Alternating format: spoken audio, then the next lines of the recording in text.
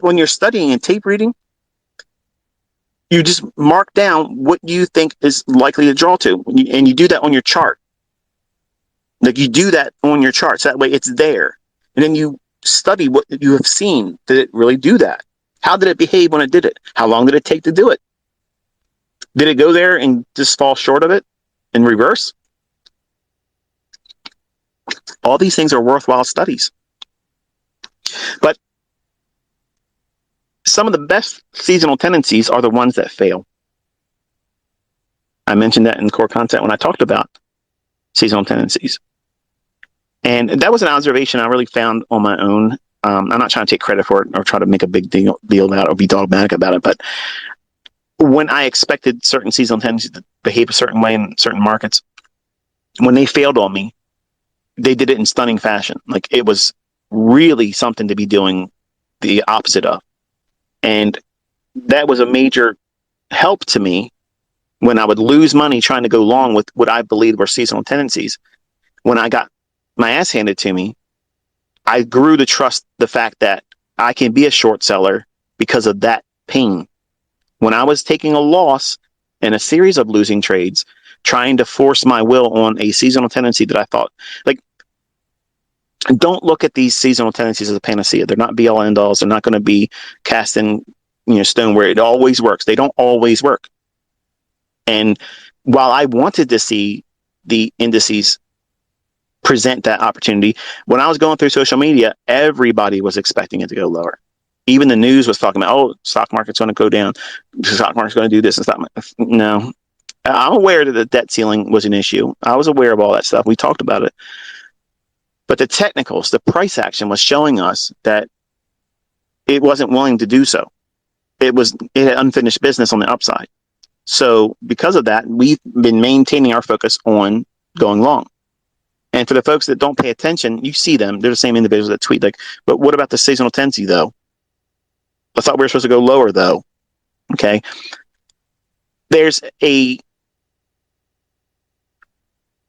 measure of common sense that you're going to have to use when you're learning this, especially with me, because I don't have patience for stupidity. If you are not paying attention to the fact that I'm looking at these markets and calling higher prices, I'm pointing your attention to this particular level. I'm looking right there. If it does this, it comes down and treats this fair value gap as an inversion fair value gap. I think it's going to go up to this buy side liquidity. It's going to go up to this premium volume imbalance. Does that sound bearish to you? If it does, you missed the plot. Go back and start from square one, because I wasn't trying to get you in shorts. I was taking your attention, pointing to those weekly imbalances. Why? Because that's the macro perspective. That macro perspective sets the tone for the market is willing to do the opposite of what I wanted to see. Well, I wanted to see the seasonal tendency. I wanted it to materialize. But because it was stagnant, it was just chopping around. In April, while I was down there, sitting on the beach, I'm thinking to myself, you know what? It would be just like them to not send it lower. So where would I want to look for if price wants to go up? I need to take a look at that weekly chart again. And then that's what I shared with y'all. None of my tweets get deleted. They never get deleted. I don't edit them when I mess up and fuck up something or I misspell something. It is the way it is. Okay. Go back and listen to the Twitter spaces. Okay. People take them and they put them on their YouTube videos or channel and they monetize them. I don't give a shit. Make money on it. I don't care. Don't take my videos. And folks, Travis Forex, I'm letting you know your channel is about to get the fuck pulled down on YouTube. I did not give you permission to translate my shit into Spanish. You cannot take my fucking videos and translate them. Okay. I don't give permission to none of that shit. So your whole fucking channel's coming down. It's done. So when I took you through those mindsets of looking for seasonal tendencies, I was not forcing my will, which is what I would have done as a 20-year-old. As a 20-year-old, I would have been like, yeah, it's seasonal tendency going to work. I'm gonna do it. And I would have went into what the media and the news have been saying. Oh, the debt ceiling's not going to be raised, or we're going to default. Personally, I'm going to be honest with you. I wish we would fucking default, because that's what it needs. This whole system, okay, just needs a fucking enema. It needs an enema. It's the stock market should not be where it's at right now. Okay, it absolutely should not be here. It is. It's not sustainable. But you can't look at that from common sense perspective and apply it to charts. You got to look at who can we hurt the most. And since the public wanted to sell short, one of the ladies that follow me, she's one of my students. She's like, "Is it time for the seasonal tendency to come in with lower prices now?" I said, "No, I think we need some more altitude first." And we climbed. And then when I told you that they created an immediate rebalance on the daily chart, that really is like a supercharging to, it's going to really ram up their ass. And look what they did, where we opened up on Sunday. Huge, big exhaustive gap. NASDAQ went way up into that real liquidity void, that gap within that weekly chart's volume imbalance, that little sweet spot. And the whole time Dow has been sleeping. It's just, I got better things to do. I'm catnapping. I'm not interested in that. S&P has moved up, but you were told that NASDAQ was the strong one. Well, ICT, if that was the case, why was you trading NASDAQ?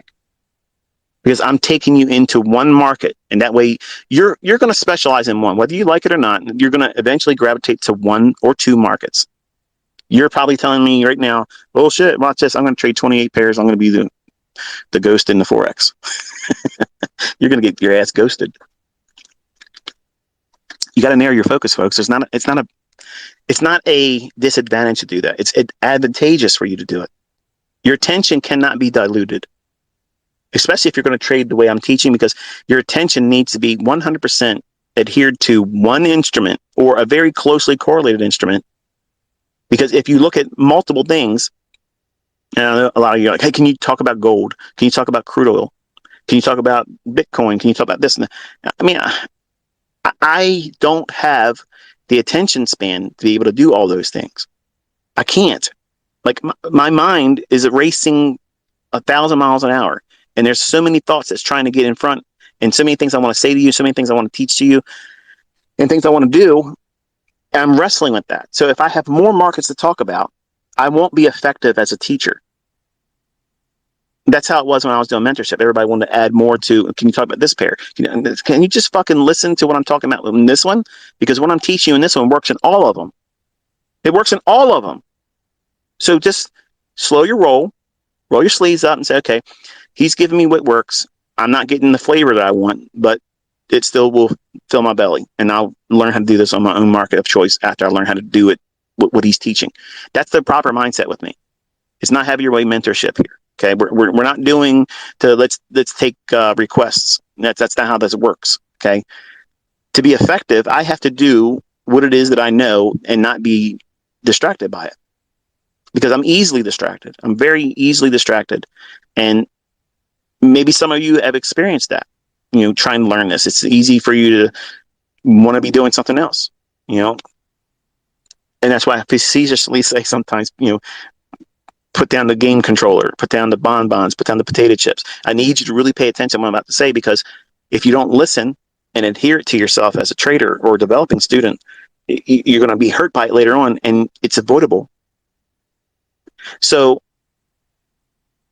in that time period of being away and taking the road trips and such, I thought to myself, you know what? If I really wanted to fuck people over, I would go after this idea of sell in May and go away.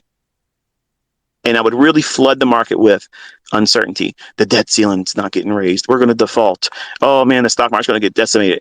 Every doom and gloom prepper trader fucking channel out there was telling everybody the stocks were going to crash. Nope. They didn't crash, did they? They rammed right up into a level I told you they were going to go to. So what made that price action going higher energetic like that?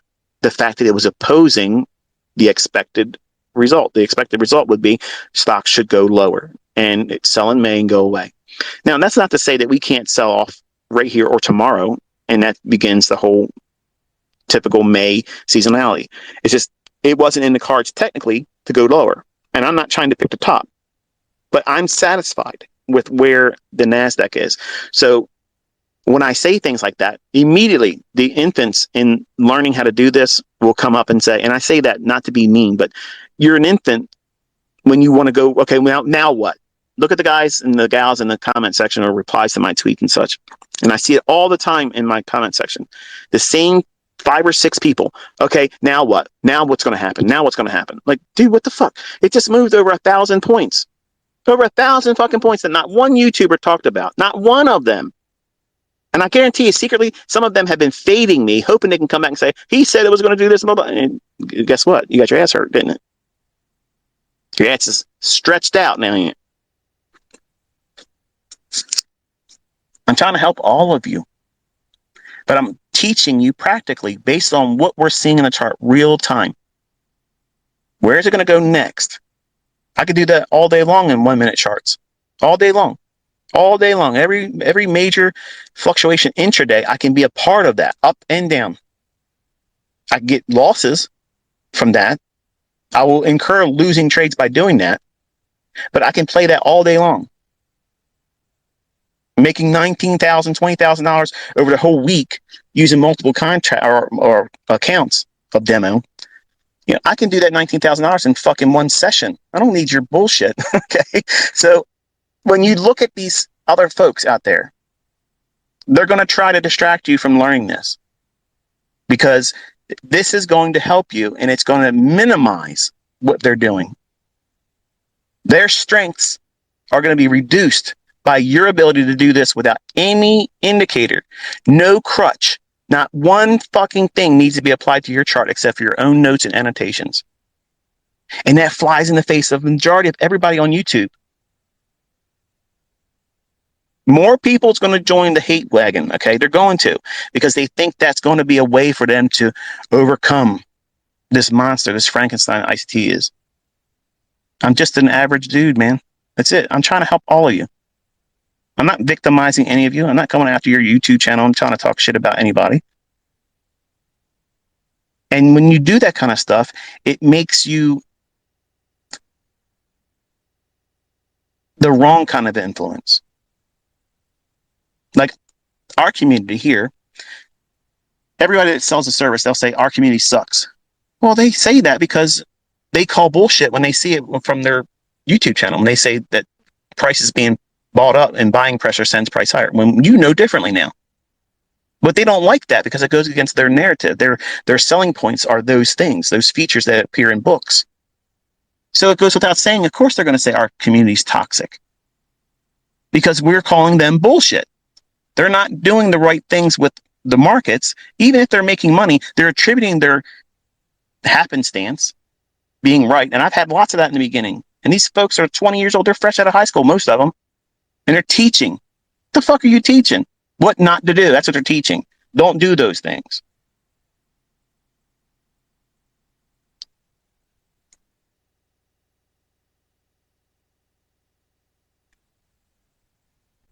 I'm still here. I'm just looking. It's what the hell is that? That's got to be a drone. Hang on. I'm not sure if I can do this while I'm talking to you. Let me try. Oh yeah, it's definitely a drone.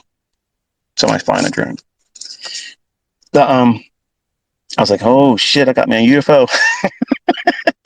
Tinfoil hat, but came out of nowhere. That shit can happen anytime. But anyway, this journey of yours, okay?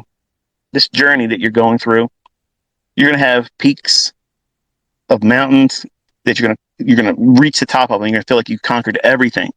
And then you're gonna keep going forward. Well, if you're at the top of the mountain, what's gonna happen? You're gonna have to go down. Keep going forward, well, that means you're going down. But you're gonna view that going down period as the end of your career. And you start pushing too hard on your trades and forcing things that aren't in the chart. So what I did was I used the information that I gleaned from pain, blown accounts, real psychological warfare that I put myself through. No troll can say anything to me that would be more painful than I've already done to myself in my career as a 20-year-old. Nobody could do anything to me. Nobody can do anything, say anything about me to make me fucking lose sleep. I don't give a shit. Okay. But you as a new student, whether you're learning from me or anybody else, you're highly influenced. It's so easy to manipulate, and you're malleable. Like you can be manipulated to the point where bad news about anything that you're trying to do will convince you quickly, and you'll use that as a perfect excuse to say, okay, it's too much effort. Yeah, it's definitely a fraud. It's definitely a scam. It's this stuff doesn't work. It doesn't work when it does. You just simply haven't put the time in doing the right things. Okay, there's people out there that spent a lot of time doing stupid shit, watching videos only. You got to be in this, looking at the price action, studying it, going through the process of measuring how much drawdown the trades occur. How often does these fair value gaps form? I've literally removed all of the fucking guesswork and reduced it down to a 60-minute time window. Okay? 60-minute time window, gave it a cool ass name, the silver bullet, because that's what you're looking for, a fucking silver bullet that never misses. Okay? If you understand narrative, and you know where the next draw on liquidity is, you have a 90% likelihood of making fucking money if you know how to trade and use that model. There's nobody else out there can say that shit, because their indicators, they don't know when their indicators are going to change and say it's overbought, oversold, or it's a divergence. They don't know. They're a victim of that shit. They're waiting for that train wreck to happen. They're waiting for it. I am telling you where this shit's going to explode. I'm telling you where it's going to go to. I'm telling you what time it's going to form. What guessing game do you need to make now? What guessing game? Between 10 o'clock and 11 o'clock, every fucking day, there is a gap that can be found from a 5-minute. If it's not on a 5-minute, where do you look? Okay, drop down to a 4-minute. Oh, I don't see a gap there yet. Let me drop down to what? 3-minute. You learned that in a 2022 model. Some of you are pretending like you never even watched that stuff. You didn't figure that out yet? You have to go down. You're doing a top-down analysis on intraday chart, on micro market analysis. 5-minute. That's your high time frame on intraday. When you're in the little time frames, 5 minutes is like a fucking weekly chart on a 15-second chart. But I don't want to trade that way. Then don't fucking trade that way. But use the information on the higher time frames. You guys bellyache, the people that do bellyache, you're bellyaching about things that I've already addressed. If you just simply watched the videos and kept good notes, I've already talked about those things. But you're fucking lazy. You want me to take you to the video at the minute marker and save you all the time and effort of going through it properly. And you learn more going through it the normal way. You think that one thing you're wrestling right now is going to be the thing that makes it better for you to start making money. That's not how it works. Because when you learn something new, 20 more fucking questions pop up. You know what that's called? That's fucking progress. Okay? That's progress. And you're afraid of it because you're stepping into the unknown. You're stepping into a field that is extremely technical. And all the results are contributed to your decision making, your execution, your pushing of the button, your not or placing of a stop loss, the amount of leverage that you're applying to that trade. That's all your fucking fault. It's yours. You need to own it. I'd never sugarcoat that stuff. And the people that bellyache the most are the ones that are doing all the wrong things. And they're thinking that there's something new I'm going to teach that fixes that. When it's you. You are. It was me when I was younger. I did all that same stupid shit.